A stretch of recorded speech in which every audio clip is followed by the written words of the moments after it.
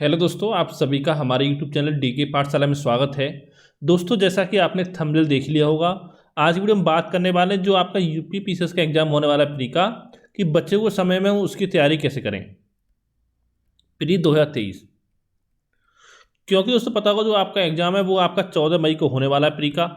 अगर देखा जाए तो लगभग आपका 83 डेज का समय बचा हुआ आपके पास, जिसमें हो सकता है 2-3 दिन आपके होली वगैरह में चला जाए। यानी कह सकते हो मोटा मोटा आपके पास 80 दिन का समय बचा हुआ है।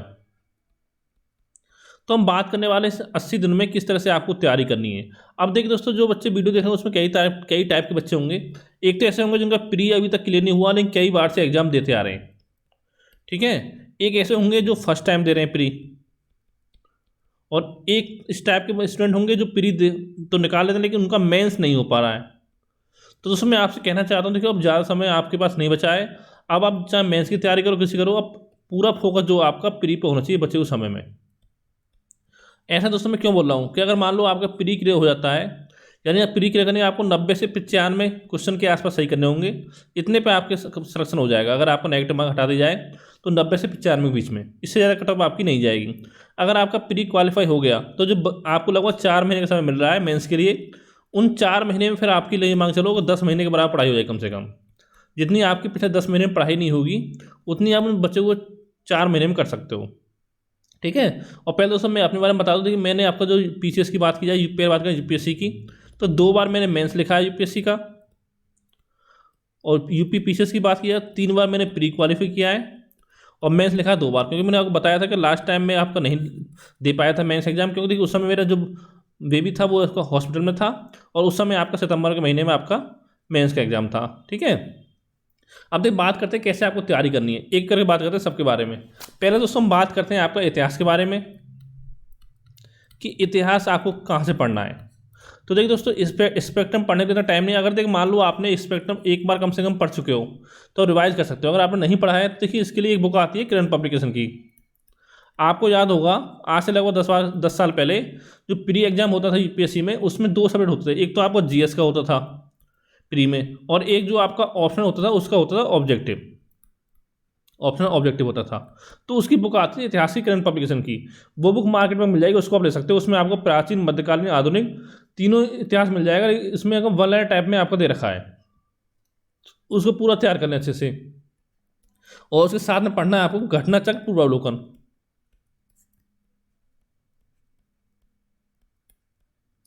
ये हो गया बात होगी इतिहास की। अब इसका दोस्तों हम आते हैं भूगोल पर। तो यहाँ पढ़ना है भारत का भूगोल एवं विश्व का भूगोल। तो इसके दोस्तों या तो पढ़ सकते हो परीक्षा वाणी की बुक जो आपने पढ़ी हो, दोनों के लिए, क्योंकि एक में नहीं आती, अलग अलग आती है। और या पढ़ सकते हो आप महेश जोड़वाल, जो एक बुक में आपका जाता है।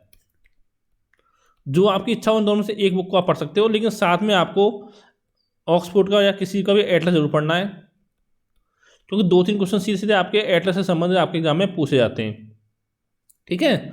जैसे पर्वत श्रेणी दे देगा आपको 4, ठीक है, काराकोरम, जास्कर दे दी, इस तरह से आपका, ठीक है। तो उनको पूछ लेगा उनको क्रम, उत्तर से दक्षिण क्रम लगाओ, या कोई आपको जगह दे देगा उसको बोलेगा कि आपका पूर्व से पश्चिम क्रम लगाओ, इस तरह से आप पश्चिम से पूर्व लगाओ। इस तरह से आपको क्वेश्चन एग्जाम में पूछे जाते हैं, ठीक है।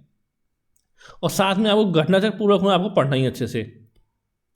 यानी मतलब कम से कम जब तक आपका एग्जाम हो उस समय तक कम से कम आपको 2 से 3 बार जो है घटनाचक्र पूर्वक आपका सॉल्व हो जाना चाहिए। अब ऐसा नहीं कि आपने क्वेश्चन पढ़ा आंसर लगाया आगे निकल गया, ऐसा नहीं करना है आपको।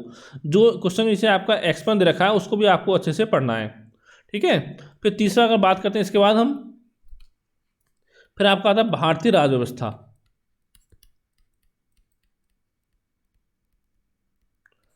अब देखिए इसमें आपको क्या करना है। इसमें देखिए इतना समय नहीं है आपके पास कि आप लक्ष्मीकांत पढ़ो या परीक्षा वाणी पढ़ो। तो एक काम तो करना है आपको, पढ़नी है लूसेंट की जीके जो आती है आपकी बुक, उसमें जो आपकी पॉलिटी दे रखी है उसको पढ़ लेना है आपको। और साथ में आपको घटना चक्र पूर्वावलोकन पढ़ लेना है, ठीक है। इतना काम कर लो आपको भारतीय अर्थव्यवस्था के लिए। फिर अगला आपका आता है भारतीय अर्थव्यवस्था।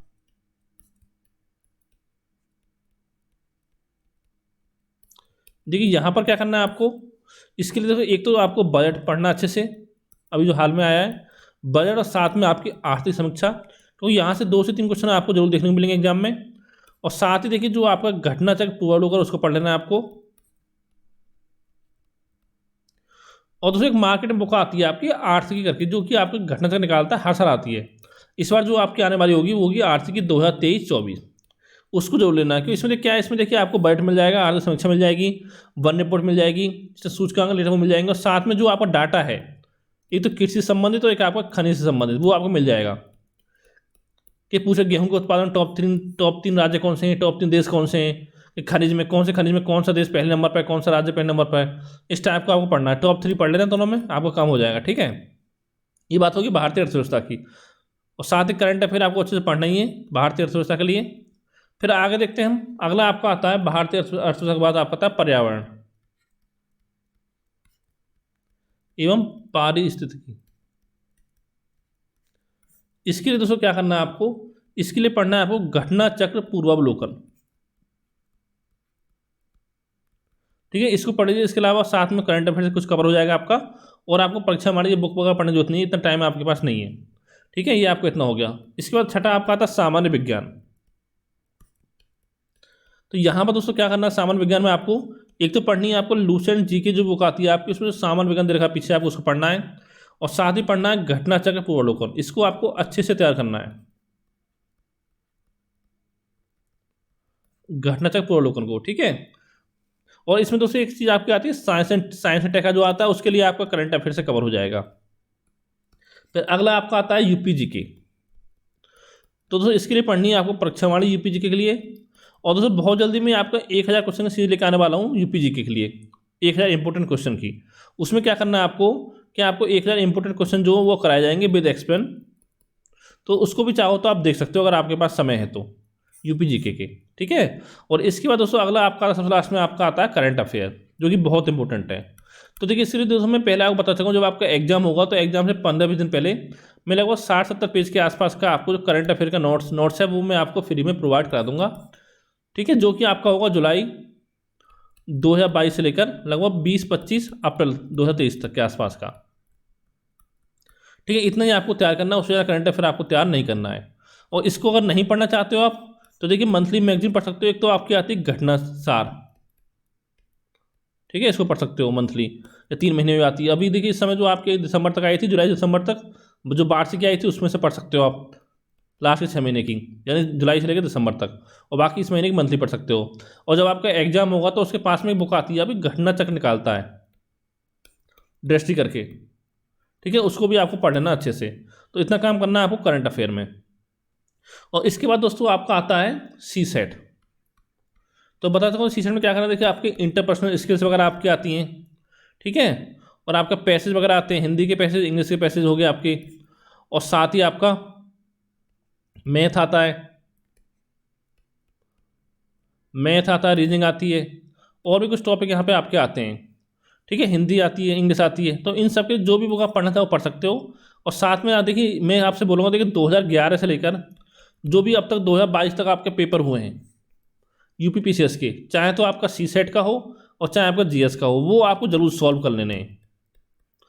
तो उससे का आपको आइडिया लग जाएगा किस तरह से आपके एग्जाम में क्वेश्चन आपके एग्जाम में पूछे जाते हैं। और कम से कम 8 घंटे की स्टडी करिए कम से कम।